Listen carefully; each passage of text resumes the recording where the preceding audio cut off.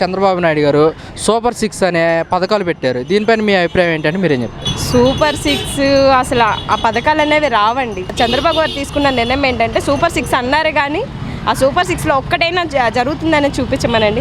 ఒక్క ఫంక్షన్ తప్ప మిగతా ఏమీ జరగట్లేదని నా ఒపీనియన్. అంటే మాకు ఈ ప్రళయం వచ్చేసింది, లేకుంటే ఈ పథకాలు అమలు చేసేవాళ్ళు అంటున్నారు. సార్ ప్రళయం వచ్చేసింది అంటే లాస్ట్ ఇయర్ 2019లో జగన్ గారు వచ్చినప్పుడు 20లో కరోనా వచ్చింది కదా, ఆయన కూడా పథకాలు ఏమీ చేయకుండా ఉండలేదు కదా. ఇప్పుడు ప్రళయం వచ్చిందని చెప్పేసి పథకాలు ఏమీ చేయకుండా ఉండడానికి చాలా కోట్లు వచ్చినాయిగా. సినీ ఫీల్డ్ వాళ్ళు కూడా అమౌంట్ ఇచ్చారు కదా, ఆయన చేతిలో డబ్బులు అయితే కాదు కదా, గవర్నమెంట్ అనేది ఉంది కదా, అమౌంట్ వస్తూనే ఉంటుంది కదా. నా ఒపీనియన్ అయితే అది సార్. గవర్నమెంట్ ఉన్నది డబ్బులు తీసుకుని వస్తుంది, వచ్చి ఏం చేస్తుంది, ఎవరికి ఇస్తుంది, ఎలా ఇస్తుంది అంతే. అయితే జగన్మోహన్ రెడ్డి గారు ఆ పథకాలు ఈ పథకాలు పెట్టి ఖజానా చూస్తేనేమో ఖాళీగా ఉంది, ఖజానాలో ఏం లేదు, ఈ పథకాలు ఇప్పట్లో అమలు చేయలేమంటున్నారు. లాస్ట్ టైము జగన్ కూడా చంద్రబాబు ఇలా చేస్తాడు, మేము పథకాలు చేయమని చెప్పారు కదండి, చేస్తూనే వచ్చారుగా. ఇప్పుడు చంద్రబాబు కూడా చెయ్యాలి, ఎందుకంటే ఆయన సీఎం ఒక మనం ఎన్నుకున్నాం కాబట్టి ఆయన చేయాల్సిన బాధ్యత ఆయనకు ఉంది, ఆయన రెస్పాన్సిబిలిటీ ఆయన చేయాలి అంతే. రాష్ట్ర ప్రజలు మొత్తం అర్థం చేసుకోవాలి, ఈ పథకాలు అమలు చేయలేమంటున్నారు కదా. మరి ఎవరండి? చంద్రబాబు చేయరండి, చేయలేరు కూడా. ఈ 5 yearsలో అయితే సూపర్ 6 అనేది జరగదు. ఇప్పుడు దీపావళి తర్వాత గ్యాస్ ఇస్తానని చెప్పి ఐరసీ తీసుకుంటున్నారు. చాలామందికి ఐరసీ రాలేదే, మా ఏరియాలో కూడా రాలేదు. ఎందుకంటే ఆడవాళ్ళు కొన్ని ఇస్తే పొంగిపోతారు కదా, దాంట్లో గ్యాస్ బండి ఇస్తా అన్నారు. ఈ గ్యాస్ కూడా వస్తుందని నమ్మకం అయితే లేదు. అంటే వచ్చేదాకా చూద్దాం. ఒక్క ఫంక్షన్ తప్ప చెప్తున్నాను కదండి, ఒక్క ఫంక్షన్ తప్ప మిగతా ఏమీ రావట్లేదు, ఏమీ జరగట్లేదు అంతే. అదే జగన్మోహన్ రెడ్డి గారు అన్నమాట, మా ప్రభుత్వం అధికారంలోకి వస్తే పిల్లలకు అమ్మఒడి కానివ్వండి, మహిళలకు చేయూత కానివ్వండి, రైతులకు రైతు భరోసా ఇచ్చేవాళ్ళు అంటున్నారు. నిజమేనంటారా? నిజమే కదా సార్, నిజమే.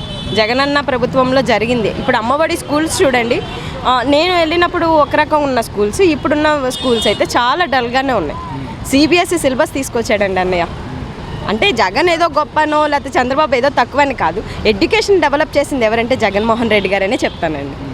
గవర్నమెంట్ స్కూల్ పిల్లలు బాగా పాపులర్ అయ్యారంటే జగనన్న దయ వల్లే పాపులర్ అయ్యారు. ఇప్పుడైతే ఏమీ లేదు. ఇప్పుడైతే అసలు స్కూల్కి వెళ్తున్న పిల్లలను కూడా ఫుడ్ కూడా బాగట్లేదు అంటున్నారండి. యాజ్ ఎ టీచర్గా చెప్తున్నాను, నా దగ్గరికి పిల్లలు వస్తున్నారు, ట్యూషన్ పిల్లలు, గవర్నమెంట్ స్కూల్లో ఫుడ్ కూడా బాగాలేదండి. మేడం మీరు టీచర్ అంటున్నారు, గత వైసీపీ ప్రభుత్వంలో నాడు నేడు ద్వారా స్కూల్స్కి జగన్మోహన్ రెడ్డి గారి ప్రభుత్వంలో ఎలా ఉందండి, మీరేం చెప్తారు? నాడు నేడు దాంట్లో అయితే జగనన్న ప్రభుత్వంలోనే బాగుంది సార్.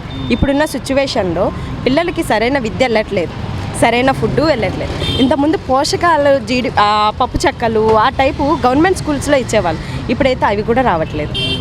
అసలు ఫుడ్ విషయంలోకి వస్తేనే అంటే ఇప్పుడు ఏముందండి, వంట చేయలేదంటే స్కూల్కి పంపించేస్తే క్యారేజీలు తినేస్తున్నారులే, హ్యాపీగా ఉన్నారులే అనుకుంటారు. కానీ ఇప్పుడున్న సిచ్యువేషన్లో అమ్మ క్యారేజ్ తీసుకొస్తేనే తింటున్నారు. అలా ఉంది సార్ ప్రభుత్వం. కాబట్టి టీచర్గా చెప్తున్నానంటే టీచర్గానే చెప్తున్నాను. అంటే స్టూడెంట్ ట్యూషన్కి వచ్చే పిల్లలు, మ్యామ్ అసలు నిజంగా ఫుడ్ బాగాలేదు మ్యామ్, అప్పుడులాగా లేదు మ్యామ్, స్కూలు టీచర్స్ కొడుతున్నారు మ్యామ్ అంటే ఒకప్పుడు ఎందుకు జరగలేదు, ఇప్పుడు ఎందుకు జరుగుతున్నాయి? కంపేర్ టు జగనన్న చంద్రబాబు గారు అంటే ఇంకా అదే డిఫరెన్స్. ఏంటంటే ఆయన స్ట్రిక్ట్గా ఉండేవారు చదువు విషయంలో, ఈయన లేరు. ఏంటంటే చంద్రన్న వచ్చాడు కదా మన ఇష్టం అన్న భావంతో బతుకుతున్నారు జనాలని ఒపీనియన్. ముప్పు ప్రాంతాల్లో కూడా రాష్ట్ర ప్రభుత్వం 25,000 సాయం అందించిందని చెప్తున్నారు. ఎంతవరకు కరెక్ట్ అంటారు? నేను చూసినంత వరకు అయితే కొంతమంది వరకు తీసుకోవడం కరెక్టేనండి, కానీ ఇంకా రాలేదు, మా పేర్లు అయితే రాలేదని అయితే వస్తుందండి. ఇంకా నా గవర్నమెంట్ అయితే కొంచెం డల్గానే ఉందనే చెప్పాలండి. అసలు ప్రభుత్వం అయితే బాగాలేదు, నిజంగానే బాగాలేదు. దానికి ఎలా అనేది ఏంటనేది ఆయన ఆలోచన బట్టి మార్చాలనేది నా ఒపీనియన్ అంతే. అయితే చంద్రబాబు నాయుడు గారు కూడా చెప్తున్నమాట, సీఎం నిధి కింద 400 కోట్లు వచ్చాయి, అవి కూడా వరద బాధితులకి ఇచ్చామంటున్నారు కదా. ప్రూఫ్ ఏంటండి? ఆ ప్రూఫ్ ఎలా తెలుస్తుంది? అంతే. అంటే నేరుగా వారి అకౌంట్లోకి బాధితులకి మేము అమౌంట్ ట్రాన్స్ఫర్ చేసామని చెప్తున్నారు కదా.